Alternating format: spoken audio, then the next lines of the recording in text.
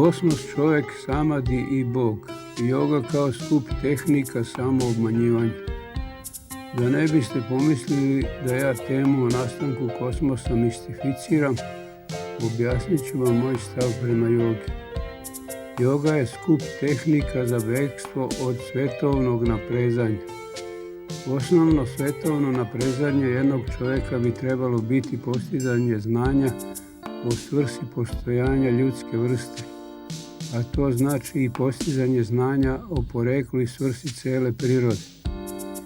Na kraju sticanja znanja bilo kog normalnog čovjeka je pitanje postojanja Boga. Znanje o Bogu ne daje joga. Joga svojim tehnikama nudi bekstvo od stvarnosti i samolaganje da se čovjek u samadiju sastavio s Bogom.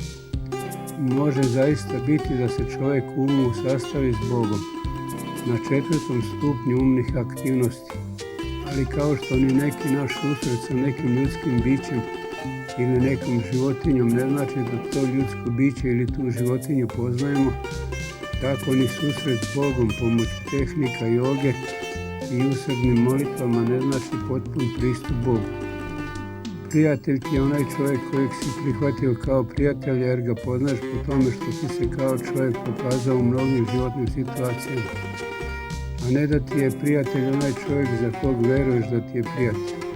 Znanje o Bogu ne nude ni joga ni religije. Samo laganje u umu kako nude joga svojim tehnikama i verovanje kako od nas očekuje ili zahtjeva bilo koja religija nisu znanje o Bogu. Samadi je finale truda u jogi za sticanje samo laži o svojoj ljudskoj moći u odnosu na ljude koji nemaju vremena da se posvete tom samolaganju. A religija je utjeha u pokušaju bekstva iz ljudskog društva koje se ponaša kao čopor ili krv. Bog se saznaje samo mojim tekstovima kao i ovom svetskom, jer Bog i ja smo prijatelji i On me savjetuje šta da kažem ljudima 21. veka od rođenja mučenika Isusa Hrista.